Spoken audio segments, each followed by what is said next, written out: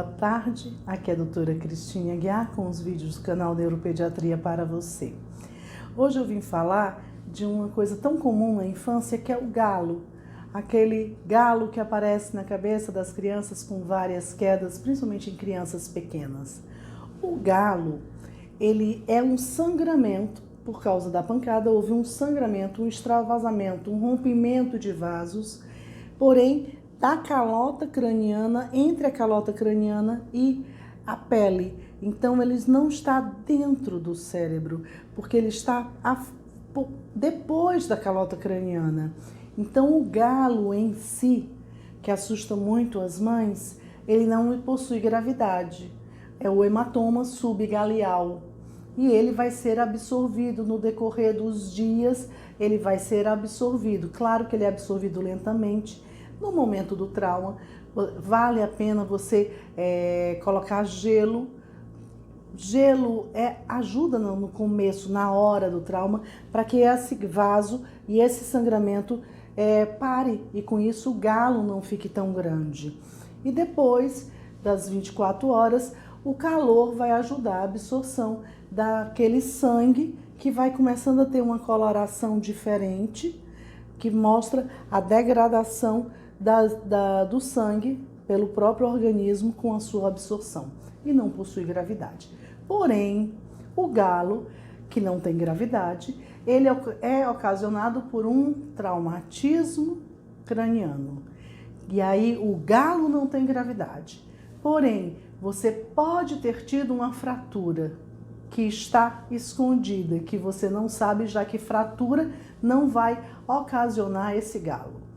Então, quando eu tenho o galo, eu tenho a formação desse hematoma subgaleal sem a menor gravidade. Porém, eu tenho um trauma. E dependendo do trauma, eu tenho que fazer uma avaliação para saber se houve uma fratura de crânio. Porque a fratura pode haver o rompimento de vasos com sangramento para a parte interna.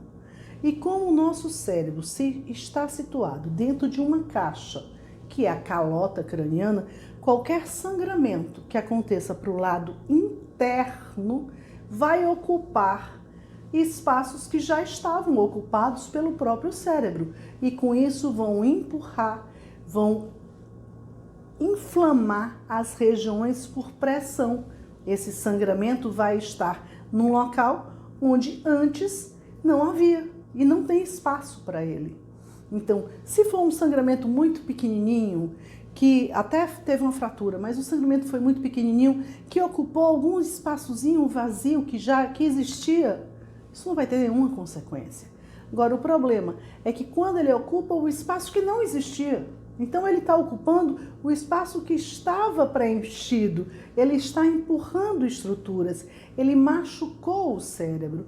E isso você vai ter hematoma estrutural, você vai ter contusões, você vai ter diversas formas, os nomes são dados dependendo da forma do sangramento que aconteceu no cérebro. E alguns têm gravidade, e gravidade muito presente nas primeiras horas. Então, um trauma que produziu um galo, o galo em si não existe gravidade. Porém, este trauma pode ter tido ou não uma fratura. Se houve a fratura, houve no momento da queda. E se houve sangramento ou rompimento de vaso para o interior da calota craniana, aconteceu esse rompimento de vasos no momento da queda. Então, o paciente deve ser avaliado no momento da queda. Então, isso são consultas de emergência. Então, não dá para esperar para o outro dia. Trauma é uma coisa que eu preciso ir para a emergência de hospital. Então, trauma, principalmente no crânio, você precisa ir para o hospital. Então, o galo em si não te dá nenhuma gravidade.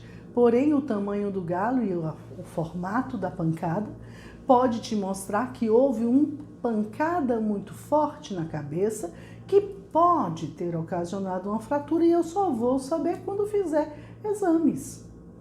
Então, só com o raio-x é que eu vou ver se teve fratura, só com a tomografia é que eu vou ver se houve um sangramento para a parte interna do cérebro. E a partir daí houve sangramento, esse paciente, dependendo do tipo de sangramento, do volume do sangramento, haverá uma conduta que pode ser uma conduta expectante, porque haverá a absorção desse sangue, mas também pode ser uma conduta cirúrgica.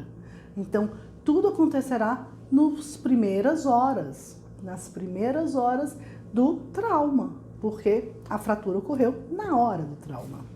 Então, espero ter ajudado as mães para avaliarem se levam ou não levam. Quando eu trabalhei em emergência, toda vida que mamãe me levava na emergência, eu batia pelo menos o raio-x. Por quê? Se ela considerou que a queda foi suficientemente grande para que ela procure uma emergência, então eu também considero essa queda suficientemente grande para ser necessário excluir, descartar uma fratura pelo menos com raio-x. Descartada a fratura, eu não tenho, se eu não tiver nenhuma alteração do exame neurológico, necessidade de realizar tomografia. Caso tenha fratura, eu preciso realizar tomografia. Tá certo? Um beijo.